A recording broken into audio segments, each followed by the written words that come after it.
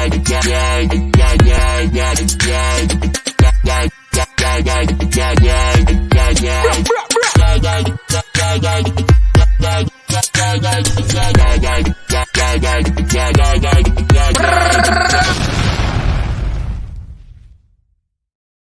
going on, everybody? Welcome to Pigskin Picks. It's your boys, WayneBreezie and Moseknows, and we are back. It's week 14 in the NFL, and it's time to do our picks.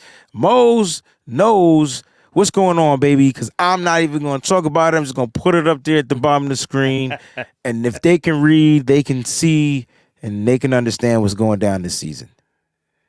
Yeah, man. I mean, we looking good. We tied last week. We both went 9-4. I think we had two differences, and we split that 1-1. So we went 9-4. So no change in the standings so far, but we got a couple more weeks left. Keep hope alive. Keep hope alive. Let's get right down to Thursday night football. You got the Pat Riots at the Steelers, bro. Listen, you got Bailey Zappi going against Mitch Trubisky. That's how I look at it. It's going to be the battle of the defenses to me in this game, Mose. Who you going with? I'm going to just, because of that, I'm just go with the home team. Yeah. Give me some home cooking. I'm going Steelers. Yeah, here, look, this is funny because I think the Patriots defense is pretty darn good. For some reason, they find a way to show up. Last week, they only gave up 6 points. This week, they might only give up 6 points, but they might not be able to score any points. So I'm going to go with the Steelers as well on Thursday Night Football. Let's go to that Sunday matchup. You got the Buccaneers divisional game going against the Falcons. The Falcons are the division leaders right now, Mose. And if this was the playoffs, right, they'll be in the playoffs. They would be the division leaders. But this is going to be cool, man. Who you picking in this game? Yeah, I think this should be a good game. There are a bunch of other good games this week that I think people are going to be tuning in. And that'll take game of the week, but a good division match here. I picked against the Falcons last week, and I was wrong. But I'm going to pick against them this week. I just think the Buccaneers are a better football team. Baker Mayfield is finding a way to get it done. Mike Evans is still Mike Evans. So I think the Buccaneers find a way to edge. And they're starting to run the ball a little bit better. So I'm going Tampa. All right. Look, the home team, Falcons play pretty well at home. Maybe this will be a game Desmond Ridder is Desmond Ridder, which is not good. So at the end of the day, like, we going to get the best of them. If they can establish the run against the Buccaneers defense, which you can't run on this defense, we've watched the San Francisco 49ers do it. I'm not saying that the Falcons have that type of run offense, but they do have three weapons that they can find a way to utilize. I'm going to go with the home team. I'm going to go with the 6-6 division leader Falcons. In this game, they should be able to find a way to pull this off, even if it's by 1 point or 3 points at the very end. So I'm going to go with the Falcons. You got the Lions at the Bears. Part deux. Lions have been faltering the past couple of weeks. It kind of came back down to earth a little bit, but I think this is a game for them to get right. One of those get right games, as they call them. So I'm going to go Detroit.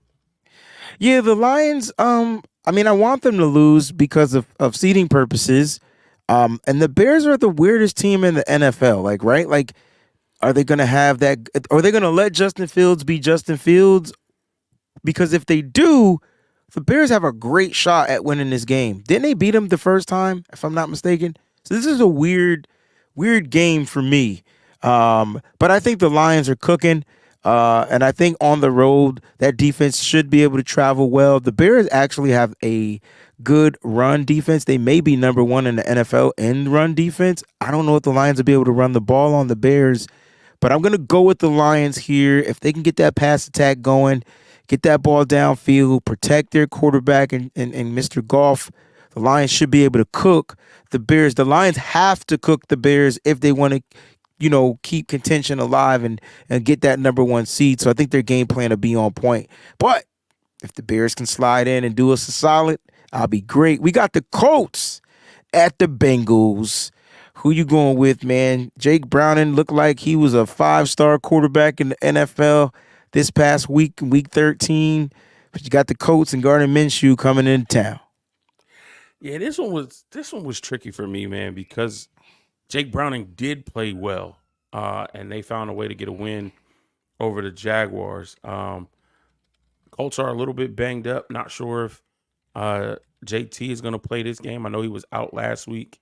Gardner Minshew does look good. He's moving this offense, and we know the Colts defense is going to show up to play. But I have a feeling that folks in Cincinnati, particularly the players and the coaching staff, feel like they still can get some things done. Now, are they going to be able to get all the way to the Super Bowl without Joe Burrow? No. But do they still want to build on what they have and salvage whatever's left of the season? I think pride always steps in, and that makes that answer a yes. So I'm gonna go with the home team again. I'm gonna go Bengals because I think Browning picks up right where he left off in that game against the Jags. Yeah, this is a tough one too. I don't think you get back to back Browning weeks. It's kind of like how the story unfolds, but him and Chase were cooking. It's something about the Colts that I just feel like their defense will be better than the Bengals defense. They'll be able to kind of put a little hold on the Bengals run game. Um, and they're scoring. I'm going to go with the road team here. I'm going to go with the Colts in this one. I think the Colts have a good opportunity. I feel like their offense is gelling with or without JT. Zach Moss is still a factor.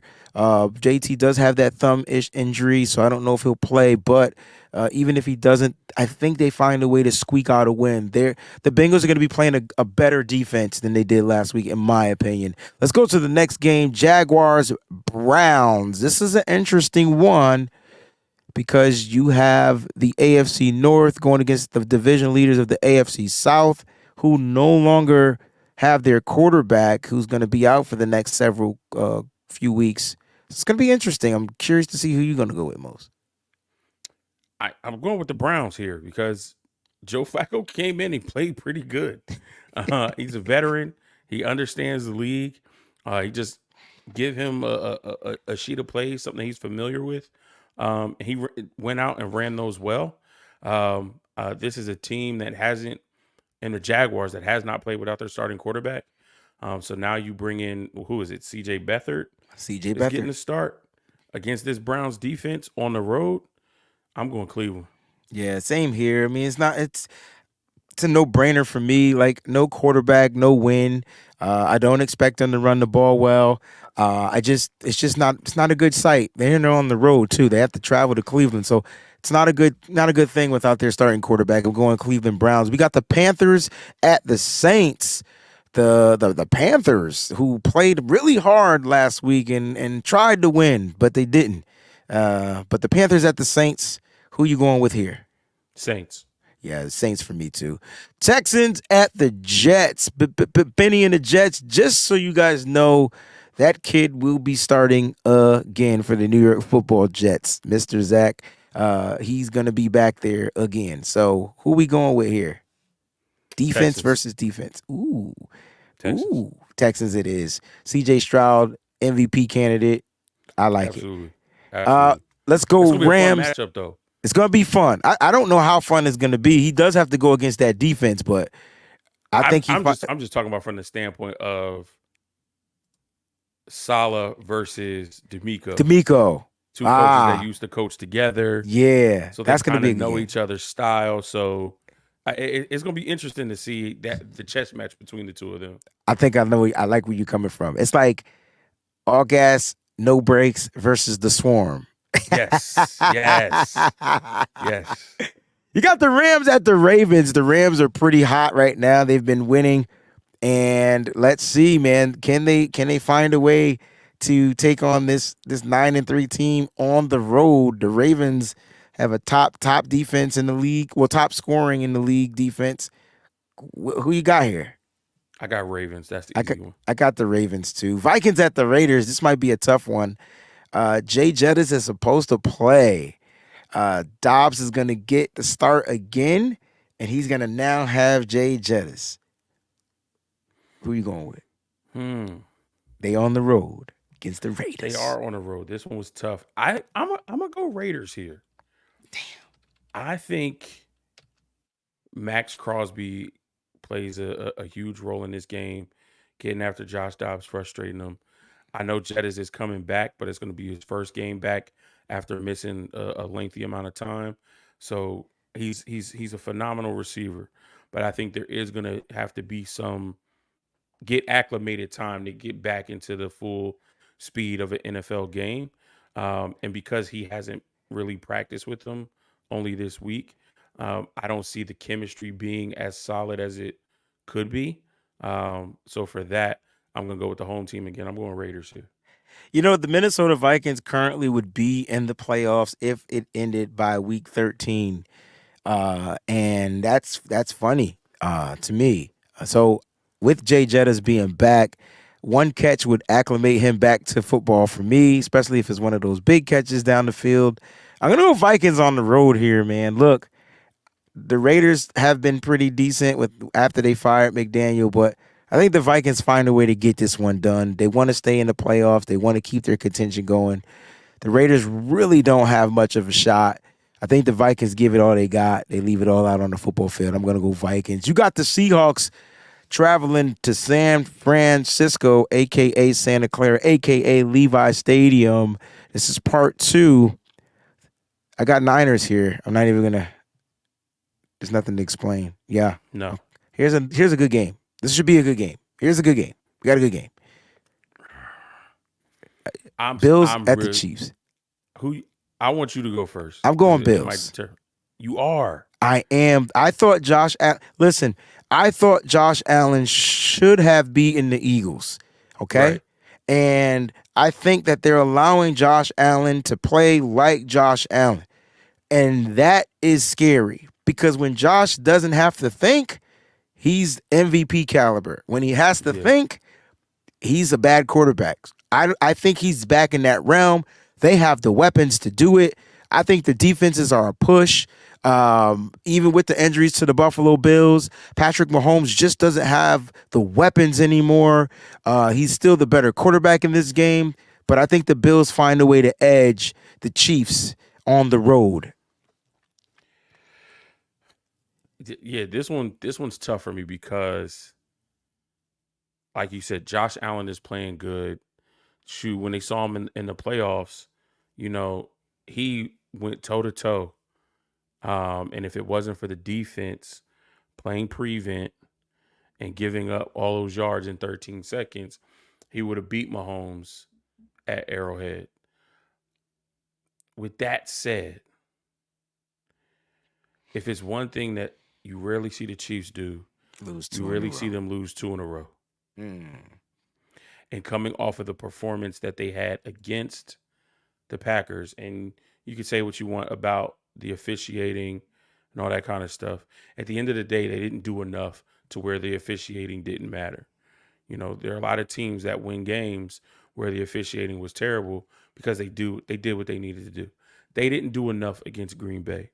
And I think Andy Reid and Patrick Mahomes is going to have this team in a better position to do what they need to do, especially against this Bills team that has been a rivalry as of recently. So I'll go the other way. I'll go Chiefs here. I think it's going to be a game, probably the AFC game of the week for Yes, sure. sir. The Bills are trying to keep their playoff hopes alive. The Chiefs are number 1 in their division. This doesn't really hurt them much, especially when you look at the next game, the next matchup that we have with the Broncos at the Chargers. The Broncos, in my opinion, are red hot, like red hot. Mm-hmm. And they're finding ways to win. Doesn't matter. They're gritty. The Chargers, Mose, I don't understand them. It's got to be the coach, and that's the end of it. That's it. It's got to be him. That's it. Yeah, I think we're at this point. It's a week to week watch party to see when the Chargers are going to fire Brandon Staley. I understand they got the win, but to only put up 6 points against a struggling Patriots team, who we know, yeah, they have a good defense, but the offense didn't score. No field goals, no touchdowns, and to See? only put up 6 points against that team. Now you got to face a division opponent that knows you well and that also has a good defense. And it's been a running joke on social media that, like, wow, Justin Herbert is just not living up to his draft status and he's a bust and he's this and that. It's irony because all the clips they're showing is the defense not playing well, giving up big plays. The offensive line not blocking for him, letting pass rushers come in free, and his pass catchers dropping some of the most catchable passes that there could possibly be. So, they're being facetious saying that it's all on Justin Herbert. So, with that, I mean, you have a team that doesn't have faith in their coach, is on the hot seat. They've been struggling. The weapons are not producing for their quarterback like they should be. And like you said, you're facing a Broncos team that's red hot. So I'm going Denver. Yeah, it was easy for me too. Like, as much as I wish Herbert, I wish the Eckler, I wish that connection was back. I wish Keenan Allen stopped dropping passes. Like, I don't know what happened. He caught everything at the beginning of the season. Now he's got the dropsies. He's kind of like what Mike Evans had last year in the NFL, right? Like, it's weird. But for some reason that offense just doesn't look good over there in LA. I know they're the home team. The Broncos don't care about him being them being the home team, so I'm going Broncos. Maybe the potential game of the week, Mose. We got Sunday night football because you got a doubleheader on Monday night. You got the Eagles at the Cowboys, and people, when they watch this game, Mose, there's something. I mean, the Eagles got embarrassed. The Cowboys continue to win, and here's the thing: the Cowboys haven't lost to the Eagles at home in the last 5 meetings. Yeah. So Mose knows what you know. You want to know what I know? Uh huh. I know that the NFL is a copycat league. And I know that once you put film on how to beat a team and how to really beat a team, because a lot of what to talk about against the 49ers it was a clean game. Neither team had a turnover, no interceptions, no fumbles. It was a relatively clean game. So it wasn't like, the game that the Eagles had against the Jets where Jalen Hurts throws 3 interceptions. Now, granted, you could say that the defense just played really well to force those, but we didn't have any extra possessions because of turnovers.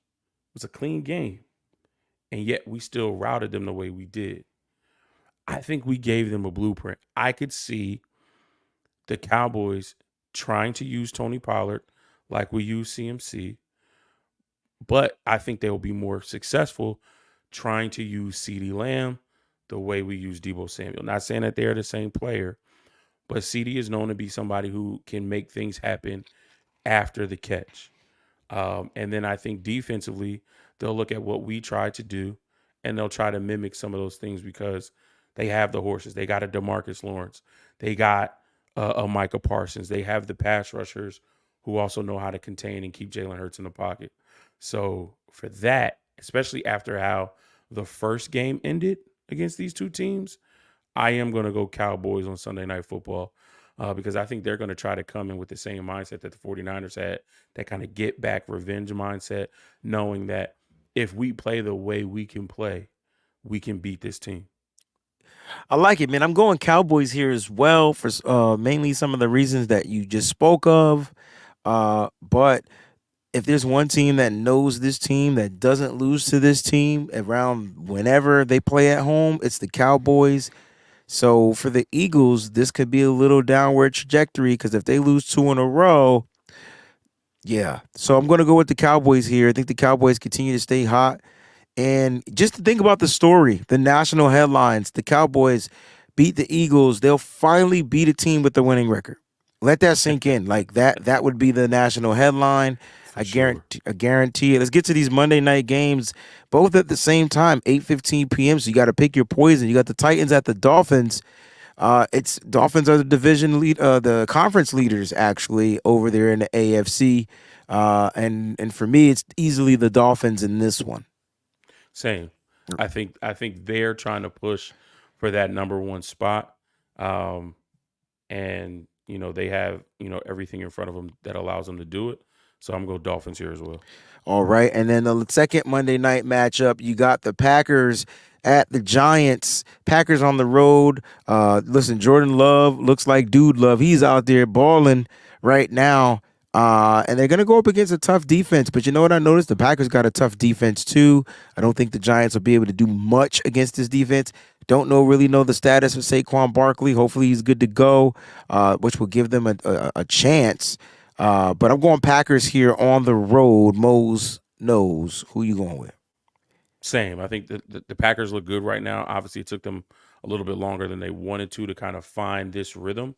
But Jordan Love is settling down, stepping into his role as a starting quarterback, and he's starting to look good. So I'm going Packers on Monday night as well. And there you have it, ladies and gentlemen. Those are your Pigskin Picks for Week 14. You know we'll be back next Thursday, same time, same place. I gotta catch up with at least 1 or 2 games. I gotta start catching up, man. We got 5 weeks left. It's crazy. Looks like I'm buying a ticket to next year's game for Mose, and I'm not attending. He's gonna sit by himself. All right, love y'all, man. Stay up, stay faithful. We'll check you guys out next week. Peace.